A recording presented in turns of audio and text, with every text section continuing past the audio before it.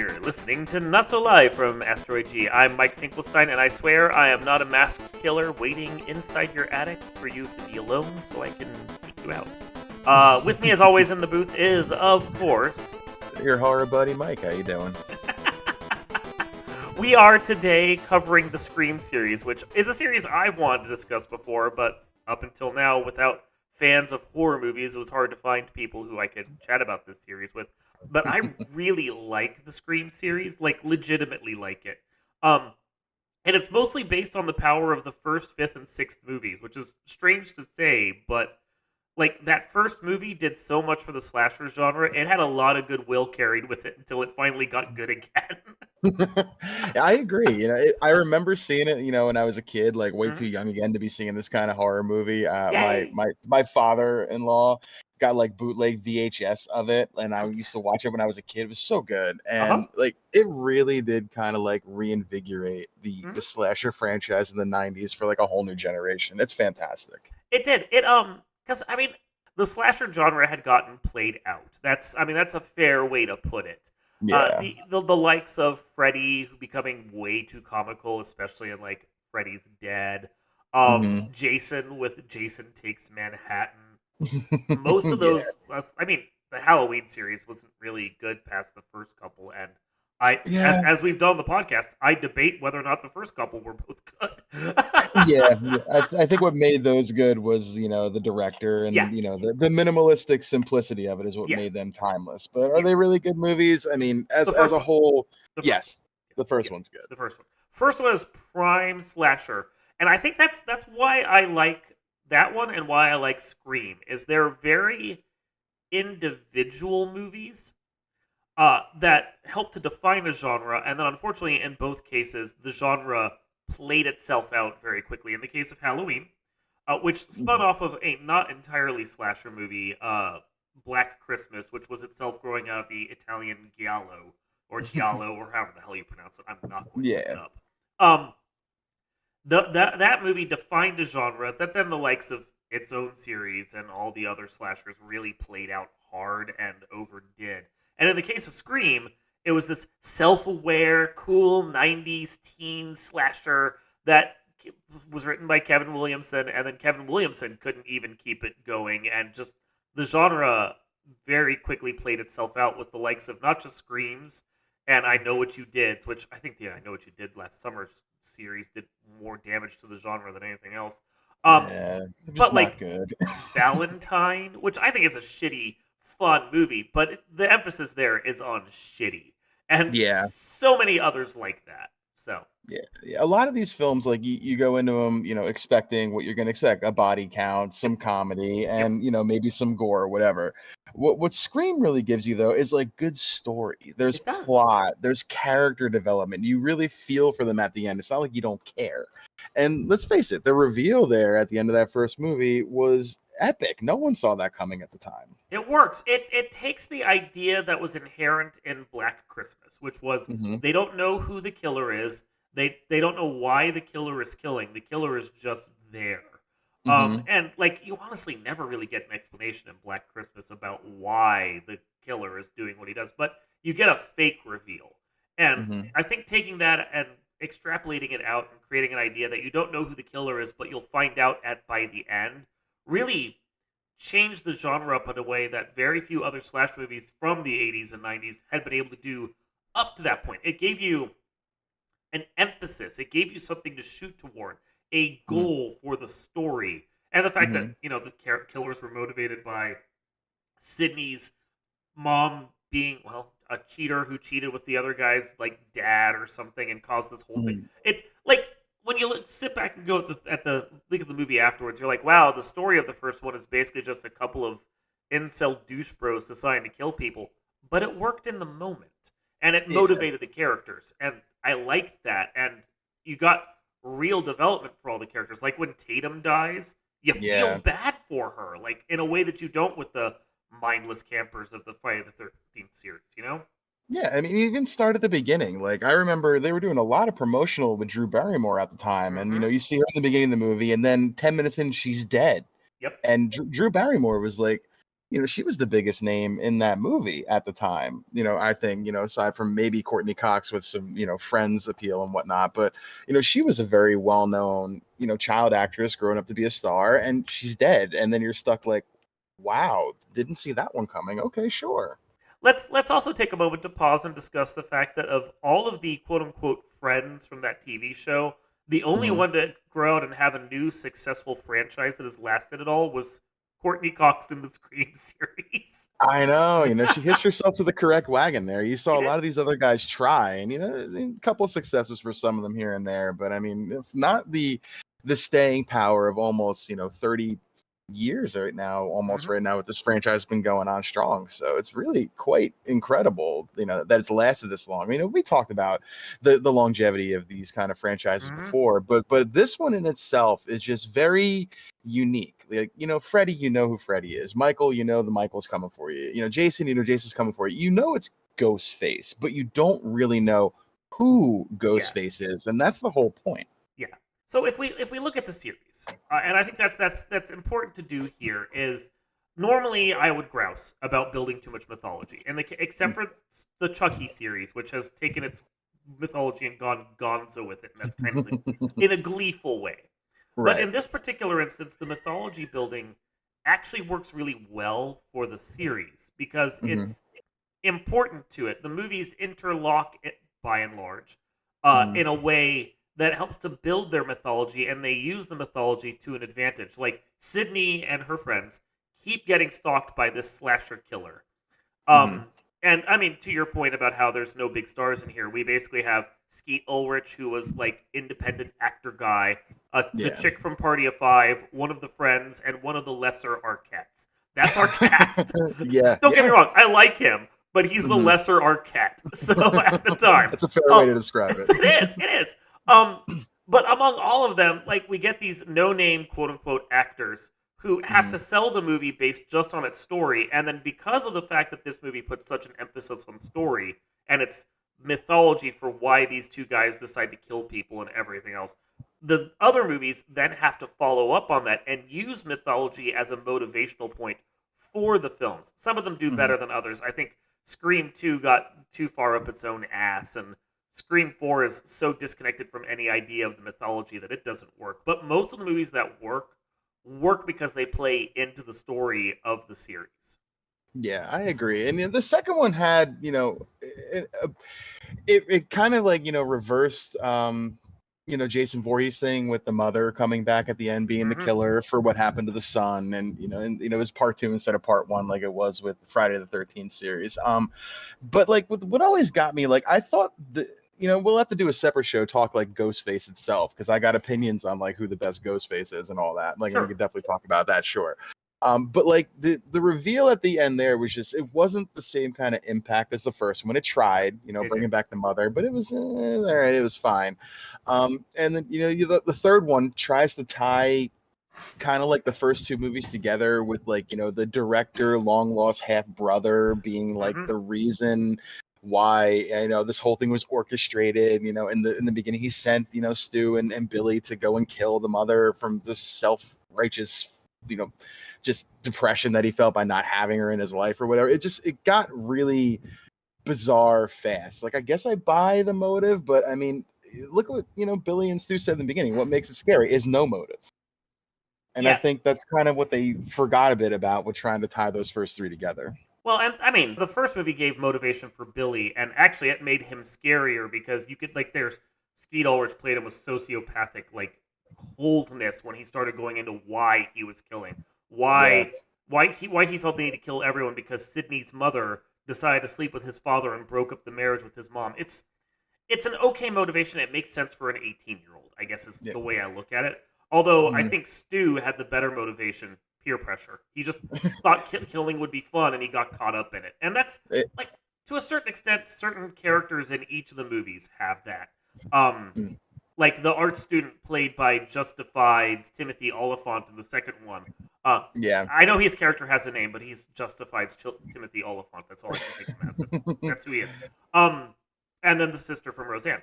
No, but like he was Oh just in my it. God, it is. You're right. It I is. totally It's the forgot. It Laurie is. Metcalf is the sister You are. from Roseanne. Yeah. No, Oh my God, you're right.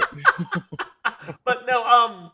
He's in it just for the thrill kill, the enjoyment of it, and Yeah, he wanted the trial. He wanted the mhm, notoriety. He wanted the fame what came with being discovered as the killer. to finish his movie, which is a proper in real life slasher flick.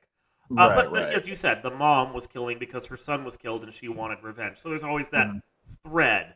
I Hmm. kind of liked the third one for what it did, which was more of like a joyful little dumb exploration of like Hollywood, and because the Stab movies had been started up by the second film, like their in Hmm. universe adaptation of the Scream story, like having a movie set on a Stab set was just really funny to me. Like it's a movie within a movie, and then everyone dies, and it's at least a creative idea that changed things up.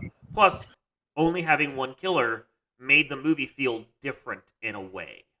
It did. It's the only film with a solo Ghostface, and Hmm. we'll touch a little bit more on some of the other films that came after it since then. But like, what really made it, you said a phrase before that kind of sticks with me. It's the self awareness of the franchise itself Hmm. to kind of draw on little things to get the audience to buy in and really appreciate the story. The talking about the in-universe movie that's taking place because of what happened in this universe to like play off of what is it. It's like, a seven-layer dip inception of just movie, just just interwovenness that like is really just written well.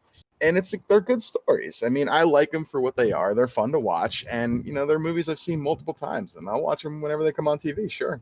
Heck yeah. I think the weakest of the set is the fourth one. Like, I don't like the second one a lot. I think it's too much of a weird retread, and it even knows it's kind of a weird retread. But Hmm. the fourth one just feels unnecessary. It's Sydney goes back to town, and for some reason, people are dying because in the end, it's revealed her cousin's a thrill killer who wants to be the next Sydney. Yeah. Like it didn't work on its own. Although the proposed fifth movie that would have followed from this thing that was supposed to be a trilogy starter could have been interesting. Like Sydney dies, the cousin takes over, but she's both the killer and the final girl. That's at least a creative idea, Hmm. even if I don't think that even if it didn't work because the fourth movie was just bad. It had its moments, I think, and why I want to do a separate talk about ghost faces and whatnot. I think as a ghost face itself, Jill was actually quite good with the way she manipulated her partner throughout the whole movie, getting him to do most of the heavy lifting for her. And I think her motive, I guess, makes sense. Wanting the fame and notoriety because all she heard about was her cousin, growing up, and Sydney this, Sydney that, like she said. But I mean, for this franchise, it felt like a bit of a stretch for plot. Hmm. But I do appreciate, the acting job and the reveal of the cousin being the killer. I didn't see it coming. I thought, I had suspicions of the Culkin brother, but didn't think that the cousin was the other one. And she's, I thought, one of the better ghost faces in my opinion as a whole. But the story, I got it. If I'm picking the weakest one out of the six so far, I agree. This is probably it. I think that was my problem. Was I was kind of pegged on the cousin almost from the beginning. Because I mean, Hmm. you go into these movies and you're immediately analyzing like, who is it going to be? Who's going to be the killer? Ooh, wouldn't it be interesting if this was? And I think when I was watching it early on, I got this vibe that wouldn't it be a dumb twist if the cousin was the killer all along? And it kept Hmm. ringing in my head, and everything I was watching was like, well, the cousin could have done this, or her boyfriend, and Uh over again. And then at a certain point, I was just like, yeah, it's the cousin. Before even the huh. reveal happened, I'm like, it's the cousin, and I actually kind of feel let down because it was almost too obvious to me. Because I'm overanalyzing. It's not that it was an obvious kill, but it was. I'm in my overanalyzing brain of going through these. I'm like, yeah, it's the cousin, isn't it? Oh my god, I know it is. I So was I was on Hayden Panettiere's character for quite a bit of the movie, and then when she caught it at the end, Kirby, I was like, oh, okay, so I was on this, but I thought they were maybe in it together, and this was an act, but no, it wasn't her. So yeah, it pretty good, yeah. as far as a movie goes, but definitely the weakest one of the Hmm. franchise, and then a hiatus from that one, 2011 to most recently 2022 Yeah, was they had to the take a break. second reason. Yeah, Yeah, they had to and take a break and because that one was bad, and also Wes Craven died. So yeah. like he was supposed to spearhead the next trilogy. And then that movie bombed, and he didn't come back for a while, and then he died. And you kind of got the vibe that they were letting the series rest for a while out of respect. Right, So, right. because it was his franchise, he'd done all of them up through 4. Hmm. So, like even more than Kevin Williamson, who basically stopped being invited back after the second movie bombed. Well, Right, not right. bombed, but wasn't as like critically successful. Um, Yeah. but like his idea for the third one was kind of half used and half tossed out, as was the fourth.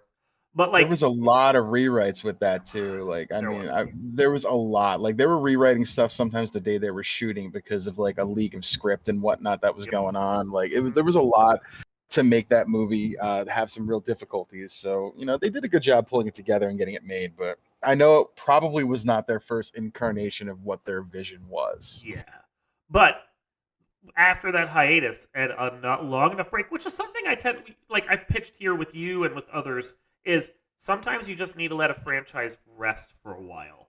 And in this Right. particular instance, they brought in a new team to work on the new movie, a Hmm. fresh number 5. And while in some ways it's not fresh, it basically does the same thing the fourth one.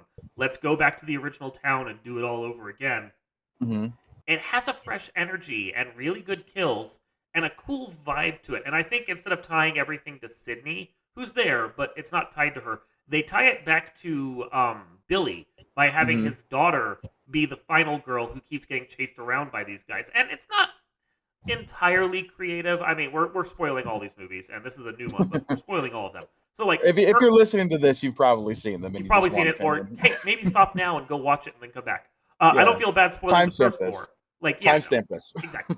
I don't feel bad spoiling the first 4 because they're old enough and there's a statute of limitations in my head. But Yeah. the fifth and the sixth are new enough that if you really care about spoilers, then go watch them now and then come back. Right at this point, just pause this, go, and then come back. And now that you're back, and we appreciate you coming back.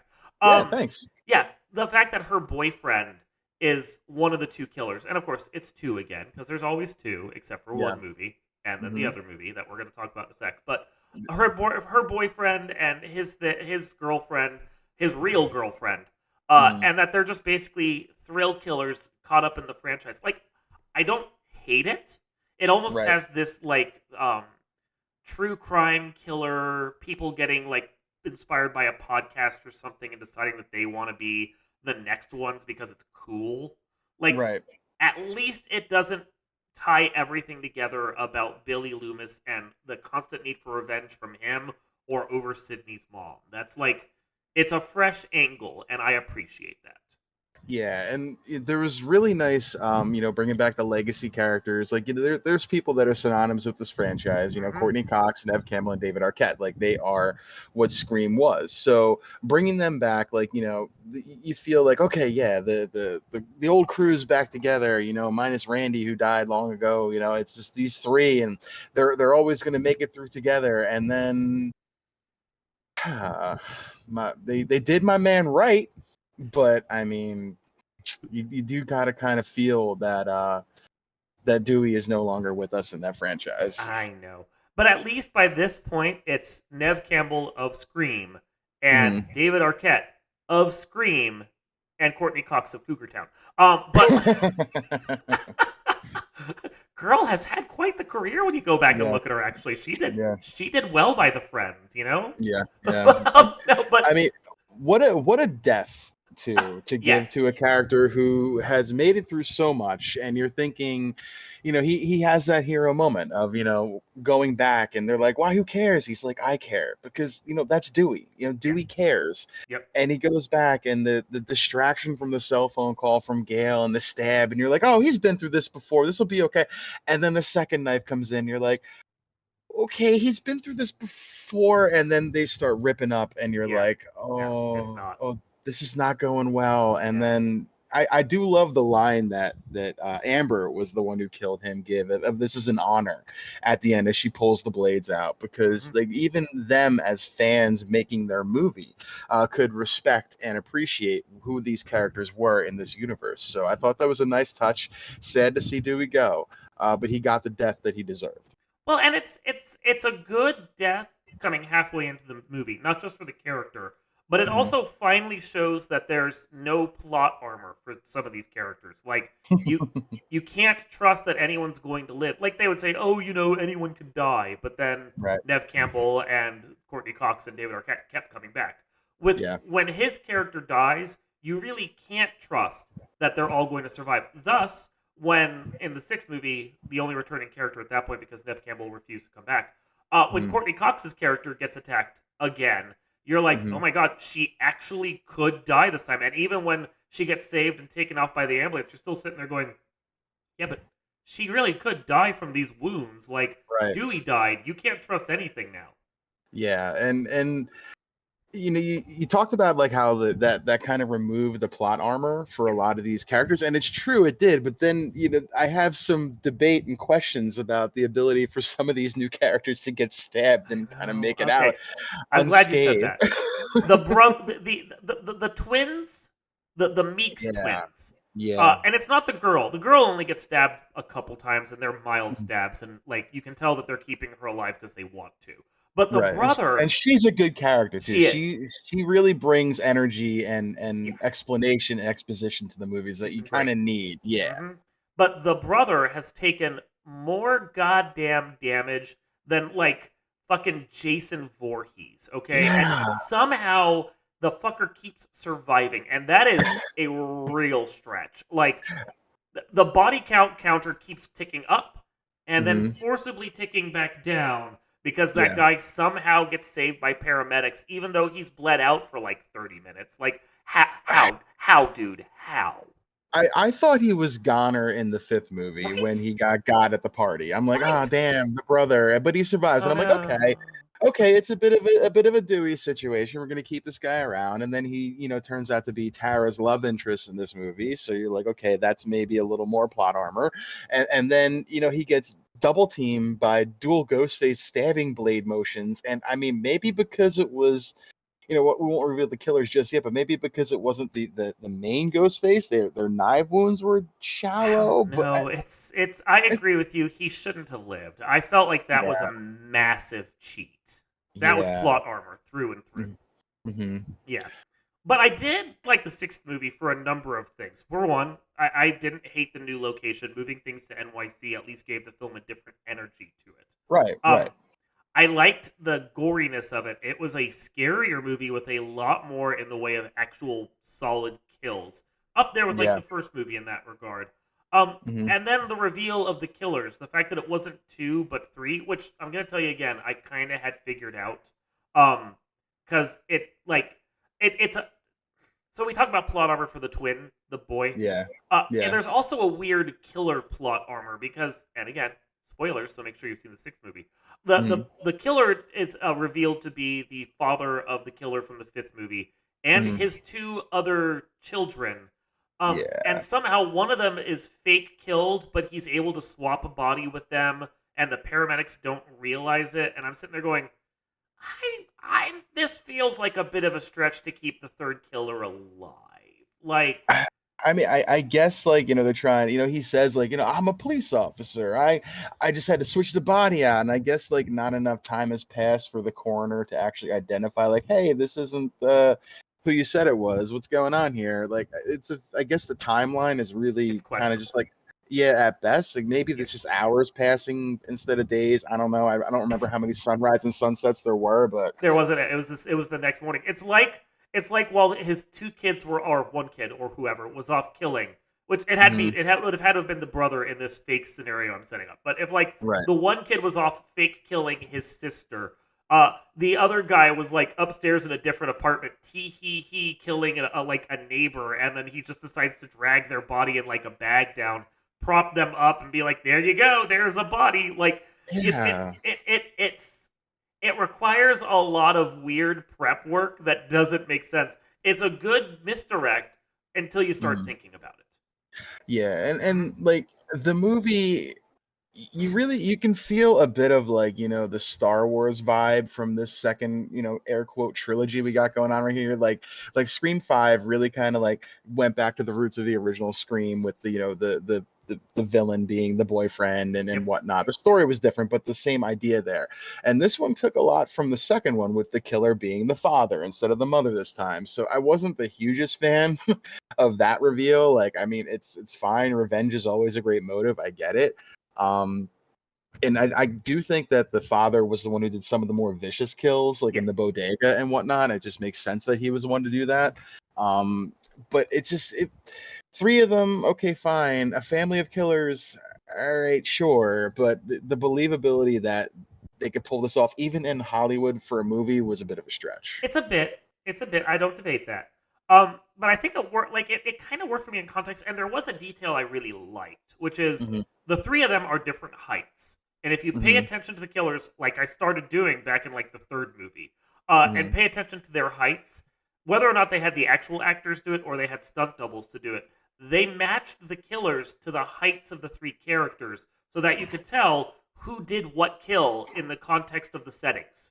Oh, very unique. Okay, I Yeah, did not because catch that the first way through, but that makes a lot of sense. there were two killers that appeared, the two ghost faces that appeared in Courtney Cox's character's apartment, Gail's apartment. Hmm. And I looked, and they were different heights, which indicates that like at least the daughter was one of the two killers in that scene. Hmm. Hmm. So like I liked that detail, and there were certain details like that that I liked. I think my biggest disappointment with that movie, and I'm sure I've mentioned this to you before, and I've mentioned it on the website, Hmm. is the fact that the opening of the movie almost promises a different kind of scream. The Yes. the teacher who's Samara Weaving from Mhm. Ready or Not, among other things. She's Agent Smith's daughter. That's how I always think of her. But she gets offed by a couple of her students who like they wear the ghost face mask, they kill her, there's a lot of taunting and referencing and so forth. Standard scream.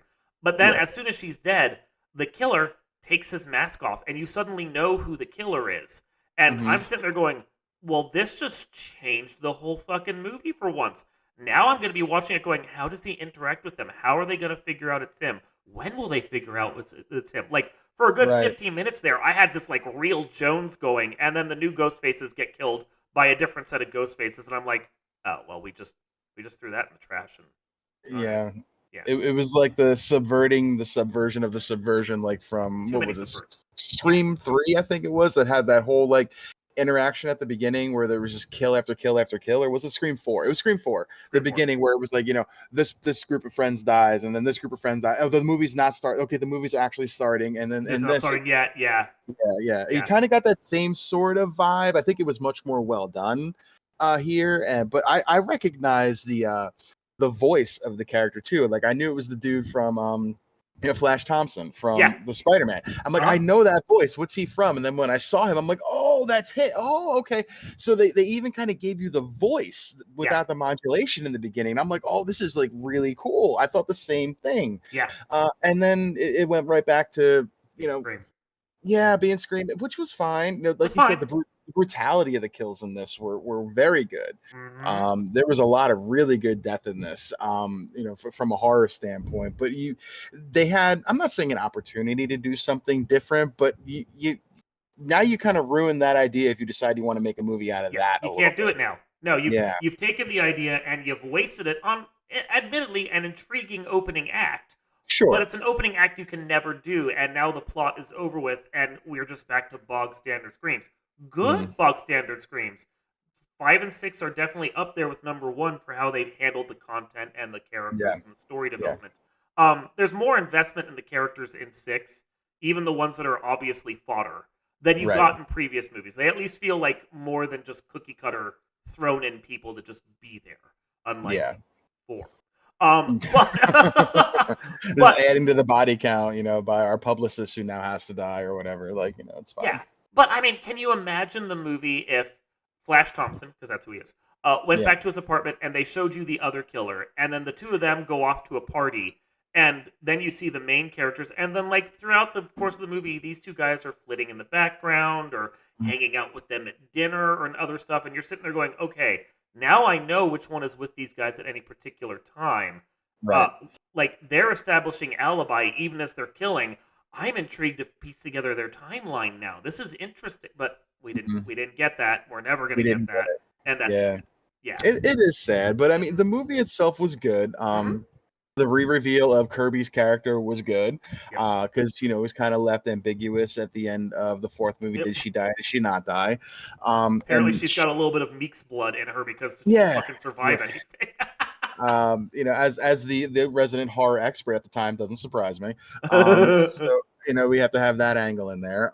But I mean, it was a good story, and the Mhm. little twist at the end with the father saying it was Kirby, but it wasn't Kirby, and then the redirect that it was the That family, was and good. That was shooting good. Kirby. It was good. Hmm.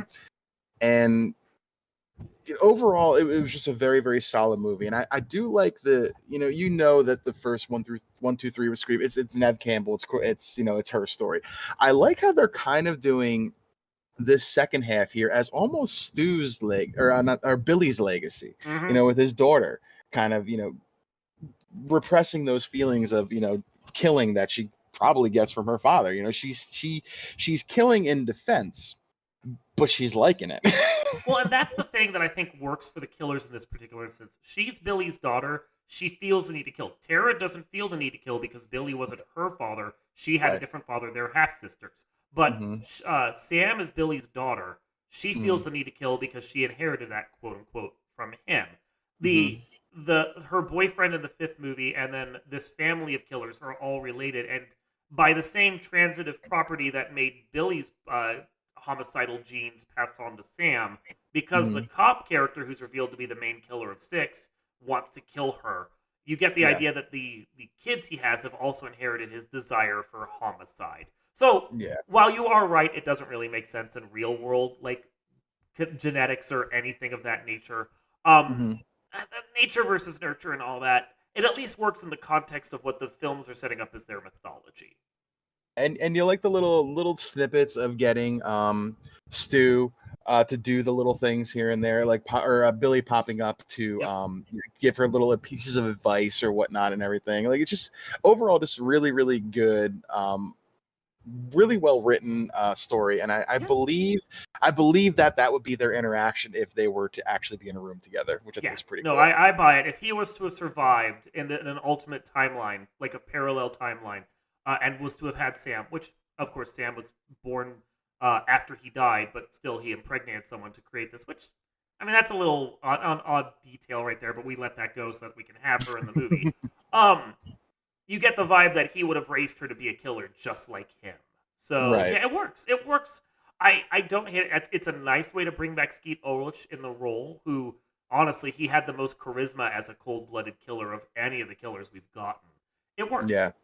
Yeah, and when we do the Ghostface rankings at some point, there's a reason why the original is always, imitated and never duplicated. We'll leave it Yep. at that. Yep. So, no, yeah, I think this is a series that, among all of its brethren, the I Know What You Did, the Urban Legends, that's another one that comes from that era.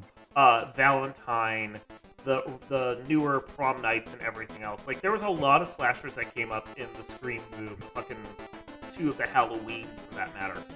This is the one series that managed to find staying power and stay alive. I mean, there is a part of the franchise we didn't talk about, which is the television show, which no one gives a shit about. Why would they? I watched 2 seasons of it and I was thoroughly disappointed. Let's just leave it at that.